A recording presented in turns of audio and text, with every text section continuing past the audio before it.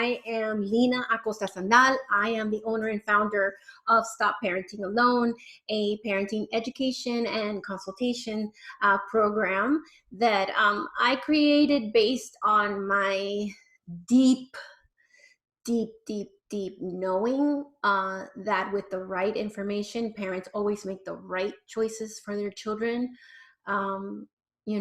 My goal is for all of you to fall in love with your parenting journey.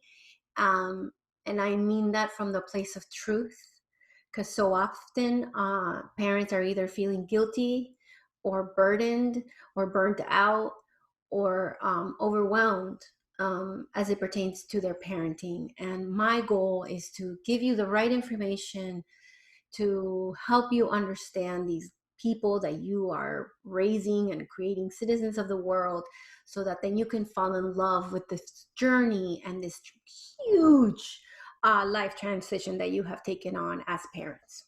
Okay, so we're 5 minutes in, and I am going to start right away with talking about this age group. So the pain points of these awesome kids that you have at home. While I'm talking, fill out the poll, please, about how old your little people are, so I know what you have at home, what you're dealing with. So if you see the poll, start marking how old your kiddos are, because some of you have more than one. Statistically, some of you have more than one. So this age group, the biggest burden that you are dealing with is the way that they think. Their cognitive way of thinking is black and white. That is why they tell you, no, I can't do this, leave me alone, because their brain is telling them if it feels bad, if they can't manage it, then they can't do it. And that is, thank you. Everybody answered right away. The majority of you have 8 to 11-year-olds. Okay, so 8 to 11-year-olds have, so the 5 to 7, they're very concrete, very black and white. And 8 to 11-year-olds begin to see the gray. So for a lot of you, like 5 of you, you have begun to see the sass, the questioning what you're telling them, the no, you're wrong, because that black and white thinking disappears. And when gray thinking comes in, they can see things from multiple point of views. And one of those things that they're seeing in multiple point of views is your rules and your routine. So knowing that helps me. Okay, so let's start right away. So keeping them healthy, right? That's a pain point that you guys are having right now. Some of you are thinking about, okay, I did June at home, or I did June in the summer camp, and what about school? And oh my God, and what do I do? And blah, blah, blah, blah, right? So returning to summer school or not, or opening up to the world, usually most of you, as your pain point when you're making this decision, there are 3 ways that I want you to think about it. The number one is, where are you in your risk aversion, and like in the spectrum of risk aversion, meaning that 1 is you are out on your boat in the sandbar with 30 people, or 10, which is you have not left your house since the quarantine started and you think people are crazy for going out, right? So our community, our county, for those of you that are in Miami-Dade or in Broward County, based on the rules that they have set out, is in the middle, right? In the risk aversion of this, they're somewhere between 4 and 7. So that's why some of you that are 10s, or some of you that are 1s, feel really uncomfortable right now, because those of you that are 1, you just want the world to go back to normal, and you're like, this is ridiculous, why is everybody walking around in fear? And those of you that are 10s are like, I can't believe that somebody will go and sit in a restaurant.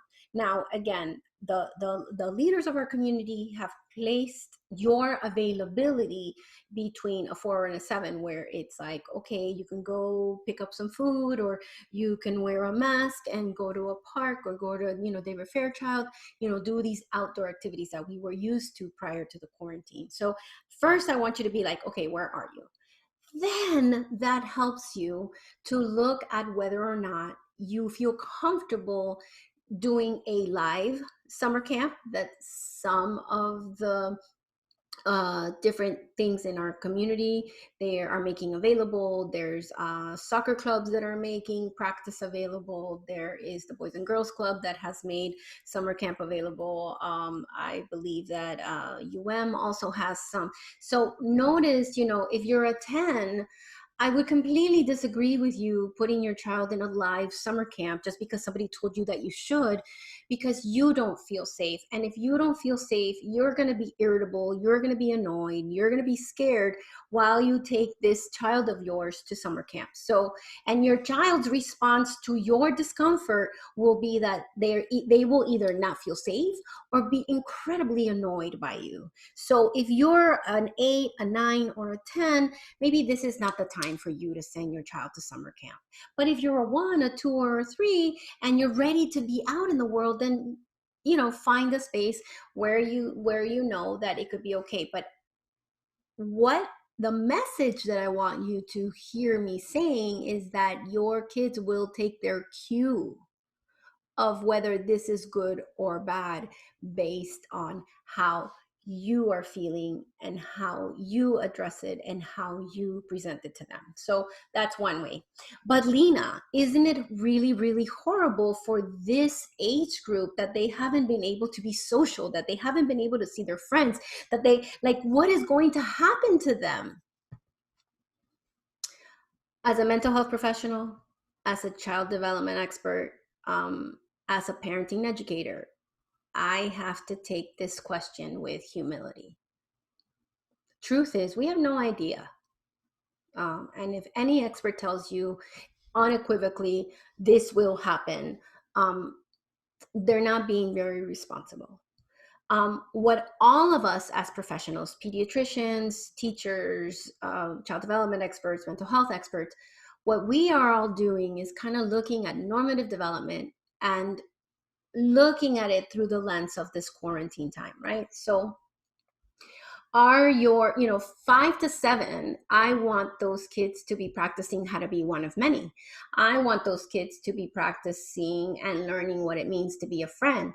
And if they haven't seen any friends, and if they're only children, the only people that they're practicing that with is you, parent. So if I tell you, all right, the 5 to 7 sect, which there was some of you that had children in that age group, they need to practice knowing how to be one of many, and they need to practice what it means to be a friend. Buy them books about friendships, talk about friendships, watch movies with them and wonder with them, do you imagine that Moana was a good friend to bloody bloody? I don't know the characters. I'm a parent of a 15-year-old. I can talk about cars. So for the older kids, for the 8 to 11, hopefully they have learned how to be one of many. They have learned what it means to have friendships, but now their friendships are getting a little more complicated. So with them, with the 8 to, so the 5 to 7s can practice with you, practice with their siblings. You have to hold it in mind and present it and talk about it with them. For the 8 to 11-year-olds, we have to make friends available to them, and that's where the screen comes in, where for those of you that are still kind of holding quarantine, make sure that they're seeing their friends on FaceTime. It's okay if you get a small group of them, especially if the parents, and they all create a Minecraft world together. Be creative about how they can meet electronically if you're not ready to go out. And if you are ready to go out, I do recommend, masked, social distance play dates. For the 8 to 11-year-old is way more important for them actively to do it with real people than the 5 to 7-year-olds. It is also important, but don't forget that they can practice being one of many, know how to be a friend with you and with their siblings. And the other piece that I want you to think about, there's a word that's out in a lot of blogs, in a lot of Instagram accounts, and a lot of memes: clingy. Oh, my child is all of a sudden really clingy. And I hear like that in my ear. I'm so sorry. Like, that's so judgmental of me. But clinginess at this time, them being regressing a little bit to acting younger, them being on top of you, them being naughty more than they used to be, is every time you think, oh my God, mamitis, oh my God, clingy, I want you to think, uh-oh, they need assurance. Right? Because the 5 to 7-year-olds are the ones that regress to acting way, way younger. And the 8 to 11-year-olds are the ones that push back with irritability or sassiness or challenging behavior, right? Which puts me in this area, discipline and parent sanity. So know that both of those moments are moments of them needing assurance, especially in this time, and them telling you, help me. Now, it's really hard to help somebody when they call you a poopy pants, or they say that you're stupid, or they say that your rule is ridiculous. Yes, it is. However, you as the adult, you have to, and I've been saying this in all of my Zoom calls and with all of my parenting consultations, find your feet, change your posture, breathe, and don't make their emotion and their irrational sense and their illogical yours. And this is really, really hard, and it's reason 1085 why it's so difficult to be a parent. Because I want you to take a deep breath in, and I want you to wonder, what assurance do they need? What help do they need? How are they scared, disappointed, or frustrated? And then engage. Okay, so that's really, really important. And the Sass, school age is all about Sass. They try on different voices. They try on the voices of the sassy characters in their Disney show. They try on the sassy the sassy point of view of their cousins, the more observant, shy ones. They tend to say, no, I don't want to talk about it. I don't want, stop, right? Because they don't want to talk about feelings. They don't want to talk about your questions. So, Lina, what do I do with that? Name what you imagine they might be feeling. So the observant one that tells you, no, I don't want to think about it. I don't want to talk about it, when they've made a mistake or when you're setting a boundary, you can say to them, I see how guilty and how disappointed you feel about what you did. So later tonight, when we're both calm, we'll talk about it. To the sassy one that's like, what? No, I don't care. No, what are you going to do?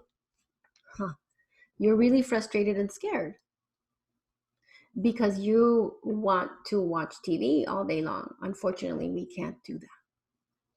Right? So, and with discipline and parent sanity, get ready, because you are all going to want to punch me in the face. Get ready for what I'm about to say. Most of you, when you do a parent consultation with me or in your questions in my online parenting support, or in these free Zooms, your question is, how do there's two questions that you ask me. How do I make them? Or how do I guarantee that? And then fill in the blank, right? So how do I make them just listen to me is one. And how do I guarantee that they won't be upset about it? You can't. That's why I said you were going to want to punch me in the face, because their emotional response to your boundary is what you as the parent has to tolerate to help discipline and teach them what it means to be in the world. For example, no, we're done. You're not playing Roblox anymore. I'm going to take the remote. I'm going to take the switch. I'm going to take, I want to say joystick because I'm 48 years old. That's what we used to call it. I'm going to take it. And tomorrow you'll do another 2 hours. All of you, so that's how you handle it. You stop it, especially when you set the boundary. All of you want me to help you with dealing with the screaming, the upset, that is emotion, guys. That you don't do anything with. Feeling conflict with your child, because when they start feeling that way, you feel the conflict, you feel the rejection, and then you kick in your experience of how do I handle conflict, how do I handle rejection kicks in. So Lina, how do I discipline, how do I make sure that they don't do XYZ? First and foremost, I want to bring back the question to you is, how do you manage conflict in the world of adults? How have you managed rejection up until your 20th, 30th, 40th year? How do you manage feeling embarrassed? Because these are the three major feelings that get in the way of you keeping consistent boundaries with your babies. And that is why parenting is so hard, because a lot of us got to 30, 40, 50, 20, 30, 40, 50, avoiding conflict or fighting, like fighting back in conflict. A lot of us got there avoiding rejection or breaking up with people before they reject us, which you can't do with your child, right? And a lot of us got to 30s, 40s, 50s, not being able to set a boundary without making excuses. And those are the three things that you as a parent have to feel and grow and shift and change in your parenting journey, because that part is not about you, it's about them. So you set the boundary, you say the deal, you say, well, this is the time that you're going to do screen time, and now I'm going to turn it off. And once they shut down, break down, that's their response. Some of them will lie and sneak it, figure out how to sneak it around you. That's okay. That's them like trying to fix their problem, right? Of like seeking their pleasure. Some of them will drop to the ground crying, telling you that you're the worst parent on earth. That's okay. That's them expressing frustration, right? But keeping your boundary consistent and tolerating their emotional response is by definition discipline. And the screens, 0 correlation between mental health or issues or regressions between screen use and children. It's a mixture of all of the above. But a screen can be cookies and candy or a book and knowledge. So when you think about the time that you give to your children in their screen, I want you to think about variety, and I want you to think about what are they using it for. TV can be very instructive if they are choosing television shows that, how most television shows, especially on the Disney Channel, especially for this age group, have some sort of like moraleja, some kind of moral information, right? So that's good. And whenever you can watch a show with them, watch it with them. Video games, not all of them are good. Not all of them are made for children under 11. So commonsensemedia.org is your friend. Commonsensemedia.org is your friend. When they ask you, when they send you from the iPad, hey, can I have this? And by the way, if you don't have that, get it. Right? Can I have this game? Read about it in Common Sense Media and notice, is your child ready to play this video game, right? And finally, right now in quarantine times, I want you to see the screen as also, what are they doing with friends? And be strategic with the screen, use it when you need a break, use it when you're cooking, use it and put it in the routine. Place it in a place where, between 2 and 4, we always use our screen, or between, from the moment you wake up until 10 a.m., you always use the screen, and that's it. And then we turn it off, and then they have to figure out what to do. And I know you're going to ask me this. but they get bored, but then they come and tell me I'm bored. Okay, here you go. Ready? When a child tells you they're bored, you could say, oh, boredom teaches us and tells us that we have to be creative and find something to do. And then you can list 3 things. Most children in this age group is like, no, I don't want to do that, because they're stuck on the only thing that their brain is showing them is the screen. It's kind of like all of us at night, the only thing that our brain is showing us is the bread or the cookie or the M&M or the wine, because that's the only thing that's going to make you alleviate, right? And that's a lack of flexibility of thought. So they're going to get upset because all they can think about is the screen. So you say boredom is telling you to be creative about finding something to do.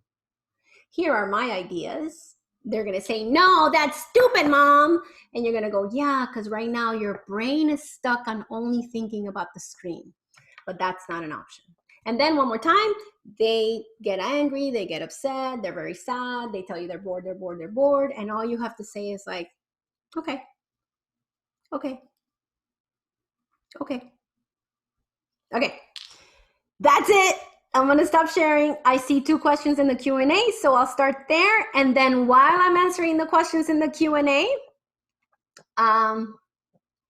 the 3 feelings. Okay, while I'm asking the questions in the Q&A, I want you guys that have a question for me now to raise your hand. So in your phone, you'll see kind of like when you hit participants in your phone and you can see raise hand, or on your computer screen, you hit participants and then you could put raise hand and I'll unmute you and then I'll listen to your question. Okay, so the question was, can you repeat those 3 feelings, please? Yes. Yes.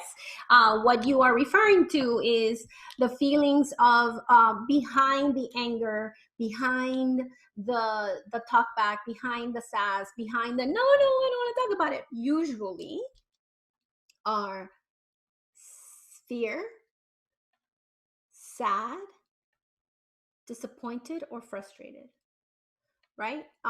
And do you just walk away after you set the boundary? For children 5 and up, yes. For children 5 and under, no.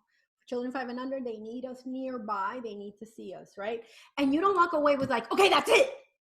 You walk away calmly and lovingly, and you walk away calmly and lovingly, but you keep your boundary, because their anger, the way that they express how they're upset about your boundary is just that.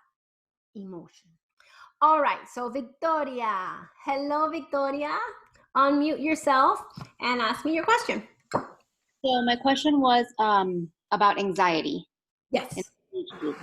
I have an 8-year-old and a 10-year-old, and they both are very anxious. They kind of manifest it differently. The 10-year-old gets headaches frequently. We think it's stress-related and anxiety-related. And the 8-year-old is basically just her acting out. And I know that it's a part of her anxiety. And at night, she needs to know where we are at all times. And it's just helping them manage that is my question. Okay. So, yes, anxiety in children, especially at this time, is a thing, right? So, with the headaches, especially if you've already gone to the doctor and the doctor has told you, right?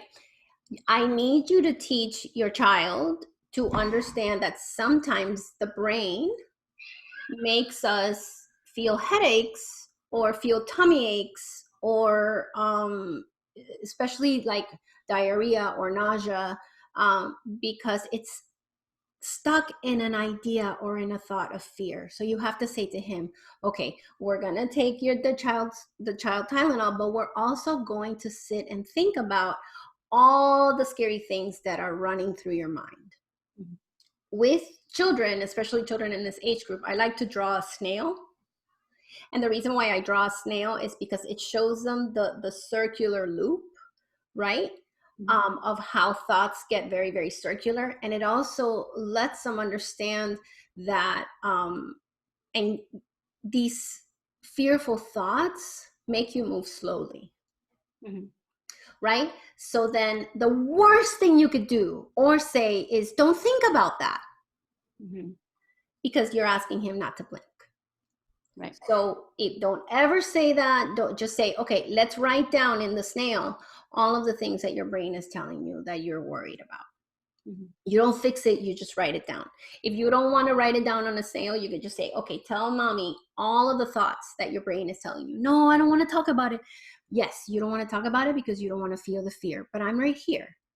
No, I don't want to. Yes, you don't want to talk about it because your heart is going to start going really, really fast and your shoulders are going to get really, really tight and your tummy might hurt in your heart. But that's the only way that the headache and the fear will go away, is what you tell your child. They will tell you, no, I don't want to, because the nervous system is also kicking in. The thing about living with anxiety and managing anxiety is that there's also a physical response.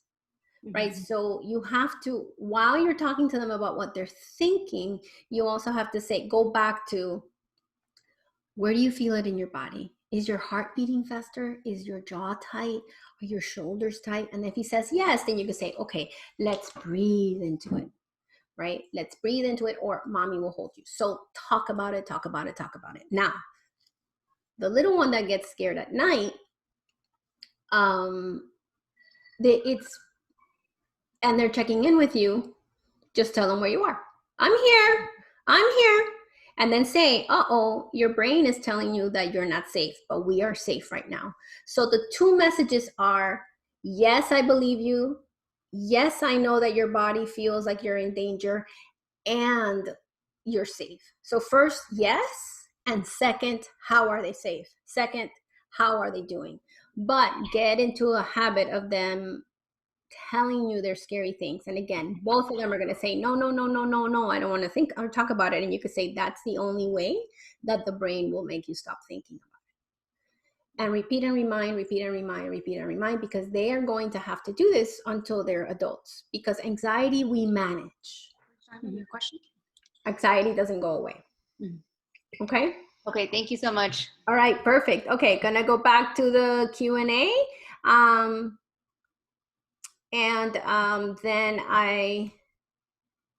Then I will, okay, I see. Okay, so you're raising your hand also besides writing the question. So I'm gonna open it up for you, and then you can tell me. I'm gonna answer live your question. So go for it. Hi, Lina, thank you. Hi. Can you hear me? Yes, I can hear you. Okay, so I wrote it, I didn't know. Okay, yes. So my question is, how do you do when, after you settle, I have also 2 boys, 8 and 10, okay? So I do deal with a lot of anxiety, but the hardest thing for me now has been setting limits and keeping them, okay? Meaning, okay, I said, you can't watch more than 2 hours, 2 hours has gone by, I take out the remote, I put it in a closet, lock it, okay, because that's the only way. And what has happened is they start literally breaking the door to get into the closet to get the remote. Right.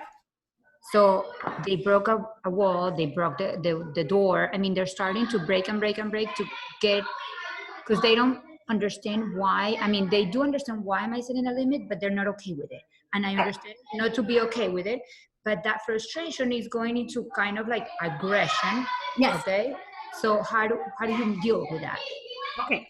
So let me ask you one more question. When you set that boundary, the first time they like wrecked the door, what happened after that? I kind of like, I mean, I didn't scream at them. I didn't say anything. I was just like, okay, I would really like this not to happen again, because the first thing they broke was like our dining table, and I had to fix it. It was like our dining table. I said, this cost me like $200. I need you guys to please stop breaking things in the house. They broke a wall. It's still broken. They broke the door. It's still scratched. It hasn't been fixed. Okay. So they keep breaking things, and to the point that, okay, I'm not fixing them, but you got to stop. So every now and then they kind of control it. But when the anxiety after 2-3 days gets high, they flip out and they just do it. They don't care. Okay. So my answer is going to be mixed with prevention as well as what do you do in the moment. So okay, thank you. Prevention is, let's make sure that I'm going to mute you just but I'll unmute you. Perfect. Yeah. There's a lot of noise. Yes. Yeah. So prevention is for everybody, for all of us, including us adults. We got to make sure that this age group is sleeping anywhere between 8 to 10 hours in a 24-hour cycle, right? So make sure that if they're going to sleep if they're waking up at 7 o'clock in the morning, their bedtime needs to be somewhere around 9 or 10, right? And so make sure that the kids are sleeping. Number 2, make sure that that every 2.5 to 3 hours the kids are eating. Now, this is, why am I saying this? Because this is physiological, right?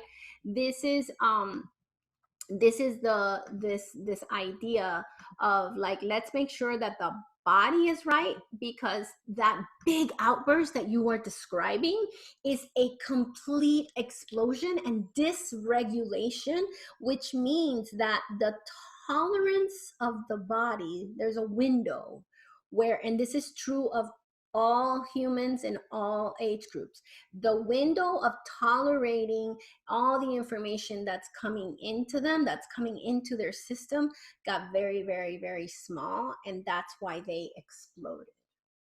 Okay, so why am I telling you make sure they're sleeping, make sure they're eating? Because those are 2 things that we can manage. Now, routine. Now, this age group, that's another prevention. This age group, it's kind of like sitting down and with little ones that are having a really hard time, is saying to them, predicting, okay, what are we going to do today? Oh my God, mommy, why? I don't want to talk about it, especially the 8 to 11-year-olds, right? But you're going to say, no, we're going to talk about it because we have had a hard time. So, and then being very specific about what's going to happen in the routine for the day. If the routine can be the same from Monday through Thursday, and then, Friday, Saturday, and Sunday, it could be a little more open, that'd be great. This age group, you know what, guys? In my house, I have an indulge Saturday where everybody does whatever they want on Saturday the whole day. And I have a 12-year-old and I have a 15-year-old. So you could also institute kind of like one day where all goes except for food. We don't eat bad food. Why? Because I don't want the body to settle, to explode. So promising them that one day where they get to choose whatever they want is really, really great. But in the morning, sit down, talk about the routine. Now, so that's another prevention. Another prevention, and this is good for all of you, right?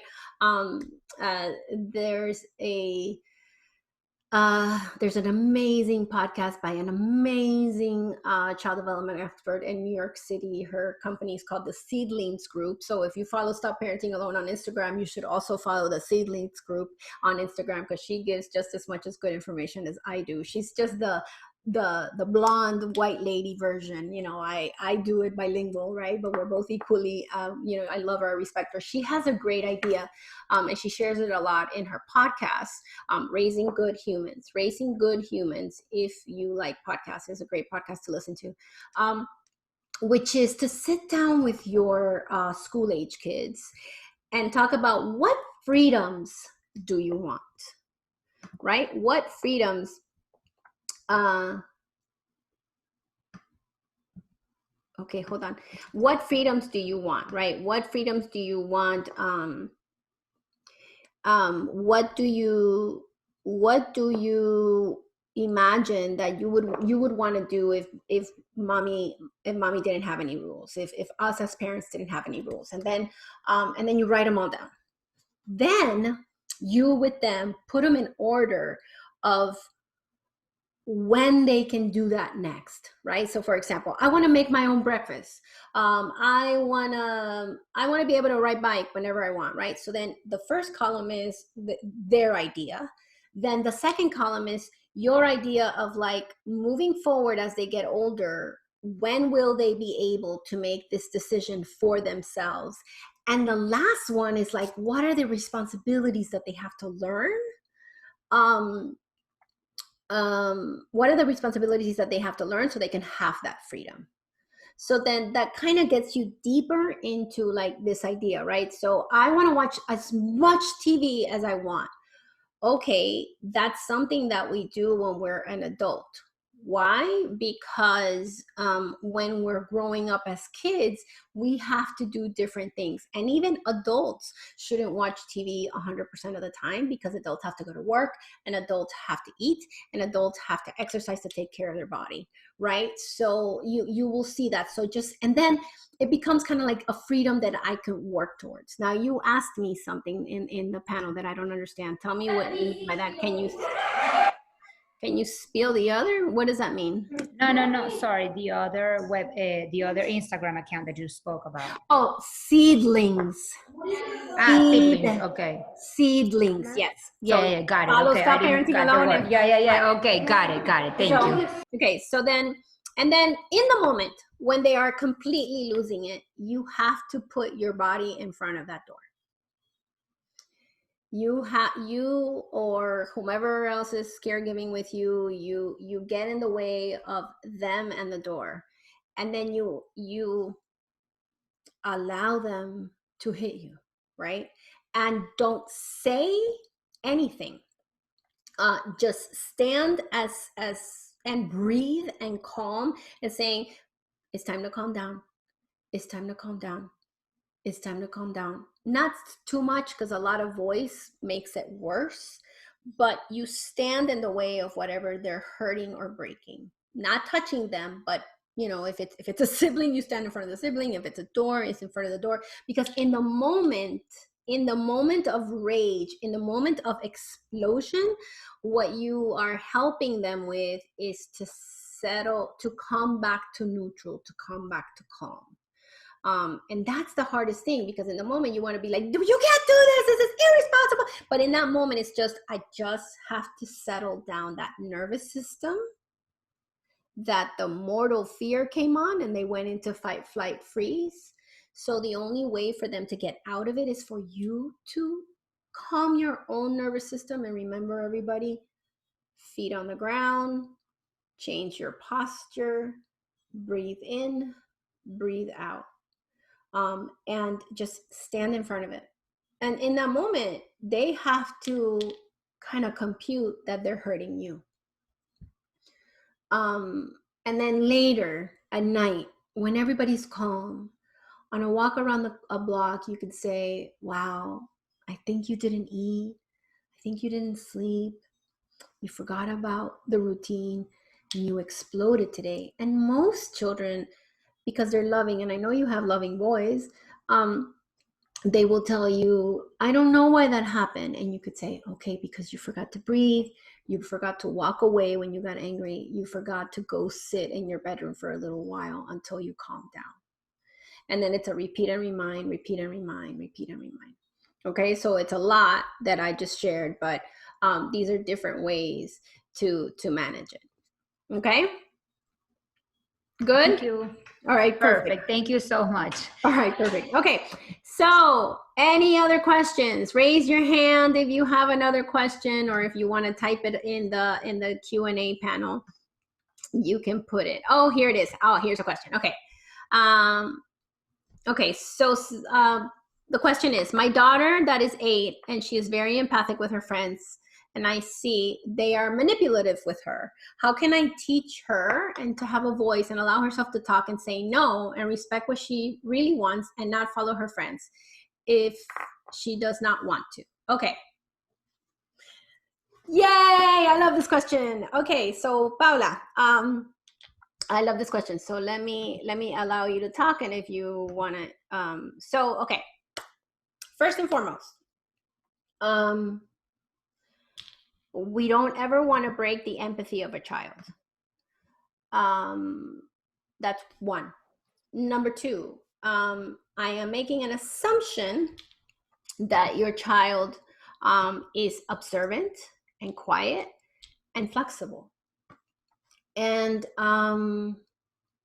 first, I want to talk about the macro culture of our country, which, if you're flexible and empathic and observant, you're weak. But that's a cultural stance. The way that you're writing it is that I don't see you seeing your daughter that way, but I'm going to go back to, we as parents have to take a good look at ourselves. So I want you to notice, okay, is that a biases? Is that a biases? Is that a biases? Because, by the way, if the other little girls are manipulating your daughter, that's about them. Your child is just being kind, right? So the parent of those other children should be asking me questions about how do I help my child not be so bossy with their other friends, because that other parent probably has to ask me that question. But in the moment, you do nothing. You watch, you observe, you wonder. If you can, just watch and observe, watch and observe. When you get back in the car, or when the other little friends leave, you sit with your daughter and you name the things that you observed. Baby girl, today I saw that, sorry, my phone should be going off. Baby girl, today I saw that Melinda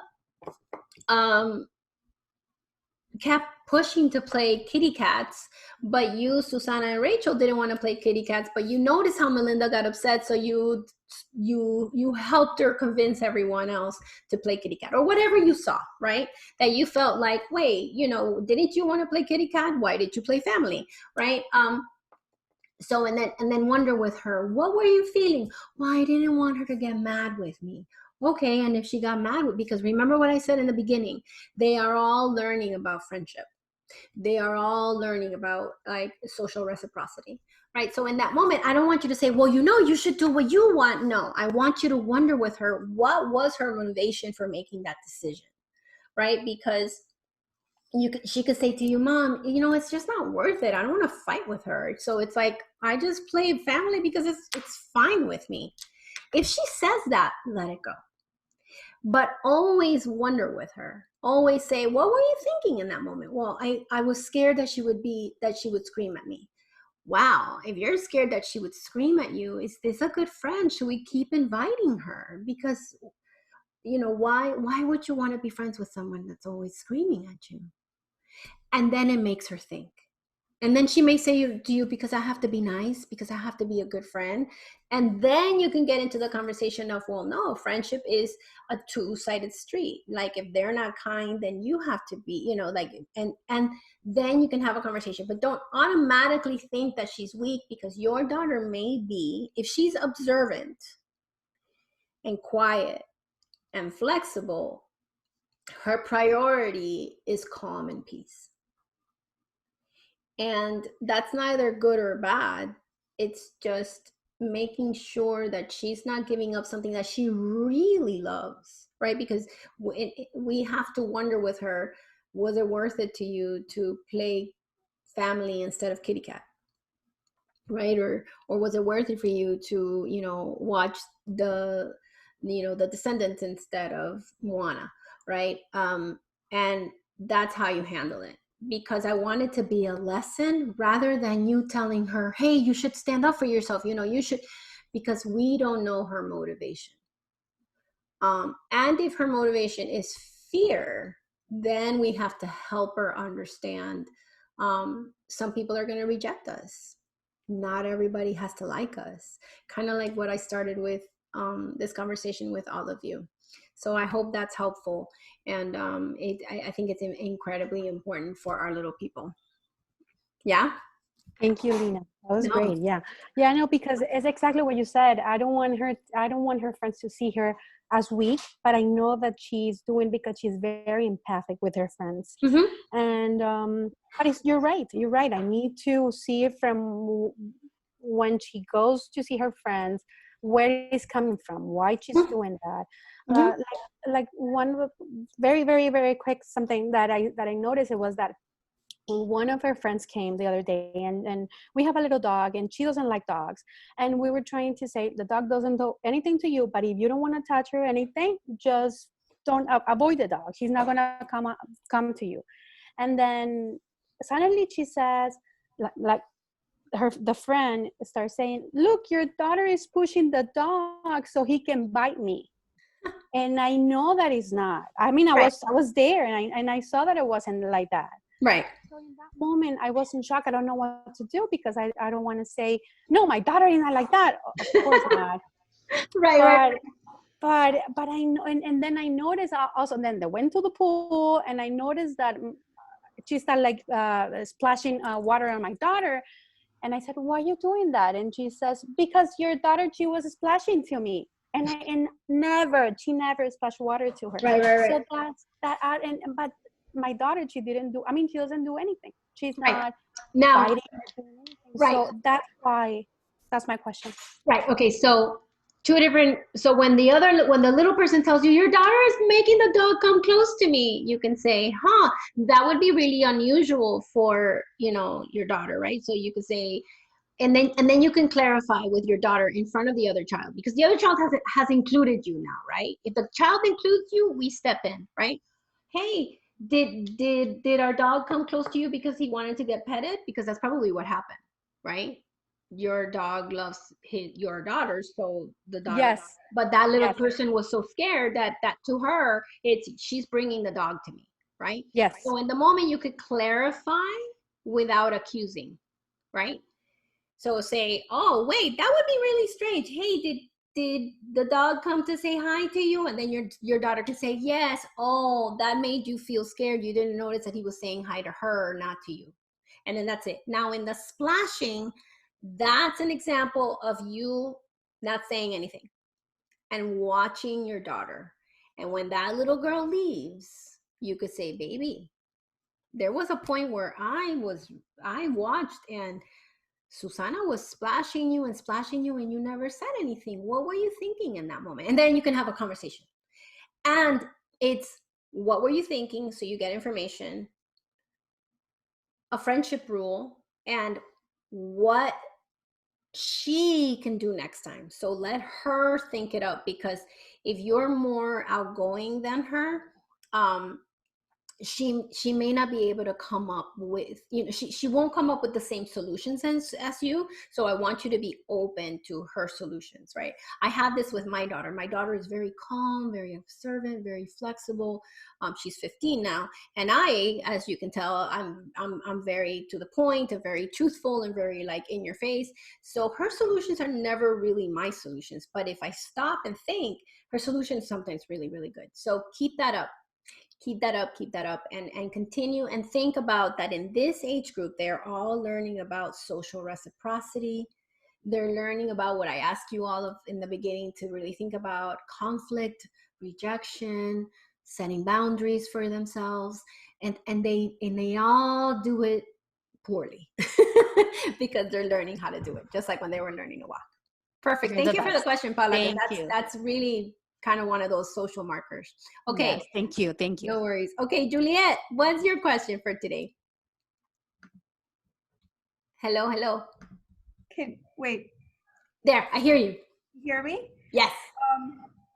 No, well, I think the person who spoke touched upon that. But my question, which you summarized so nicely in the overview, is my little one. As you know, Sienna's the 6-year-old. She doesn't seem to. So Salma's 8, and she requests. She's like, "Mom, I need to see my friend every now and then." And I said, "Of course." So we schedule her to play some kind of game, and they see each other on the computer.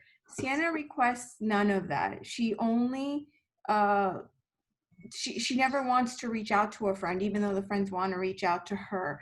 And should we push that? Should we try? I mean, as it is, we notice that at school she tends not to socialize so much, that she really wants to be a homebody.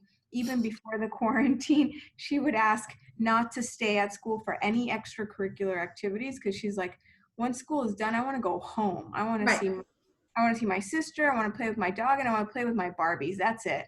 But now quarantine, it's like triple, like little friends reach out and say, can we chat? And she's like, I'm actually not so interested, like how much of that should we be pushing or helping? And how when you started off the topic by saying you should talk about what